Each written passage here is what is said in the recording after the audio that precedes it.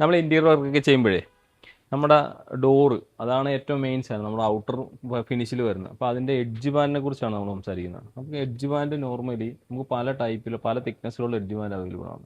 ഇപ്പോൾ നമ്മൾ ഇതിൽ ചെയ്തേക്കുന്നത് 2mm എഡ്ജ് ബാൻഡാണ്. അപ്പോൾ ഈ 2mm എഡ്ജ് ബാൻഡ് ആകുമ്പോൾ ഉള്ള ഒരു ബെനിഫിറ്റ് എന്ന് പറഞ്ഞാൽ ഇതിന് 2mm തിക്നെസ് ഉണ്ടാവും.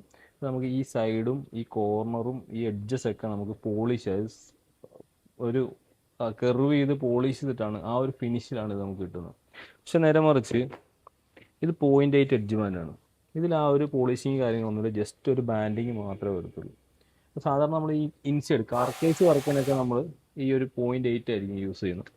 ഡോറുകൾ ചെയ്യുമ്പോൾ ഒരു പ്രീമിയം ഫിനിഷിലേക്ക് അല്ല അത്ര നീറ്റായിട്ടൊക്കെ ചെയ്യണമെങ്കിൽ 2mm തന്നെ യൂസ് ചെയ്യും. നിങ്ങൾ കൊട്ടേഷനൊക്കെ എടുക്കുമ്പോൾ ഇതിൽ 2mm ആണോ ഡോറിൻ്റെ ഫിനിഷ് ബാൻഡിങ് ഫിനിഷ് ഏതാണെന്നുള്ള കാര്യം പ്രത്യേകം ഒന്ന് ശ്രദ്ധിക്കണം. കാരണം ഈ 2mm 0.8 കൂടെ നല്ല വ്യത്യാസം വരുന്നുണ്ട്. പ്രൈസിങ്ങിൽ ഭയങ്കര വ്യത്യാസമാണ്. ഇതിൻ്റെ ബാൻഡിങ് ആണെങ്കിലും ഇതിൻ്റെ പ്രൈസിങ് ആണെങ്കിലും നല്ല കോസ്റ്റ് വ്യത്യാസം വരും. അപ്പോൾ ഇതുപോലുള്ള കാര്യങ്ങളൊന്നും ശ്രദ്ധിച്ചാൽ നമ്മുടെ വർക്കുകൾ കൂടുതൽ മനോഹരമാക്കാൻ പറ്റും. അപ്പോൾ ഇതുപോലുള്ള വീഡിയോസിനെ നമ്മുടെ പേജിൽ പോകാൻ മറക്കണ്ട. Thank you.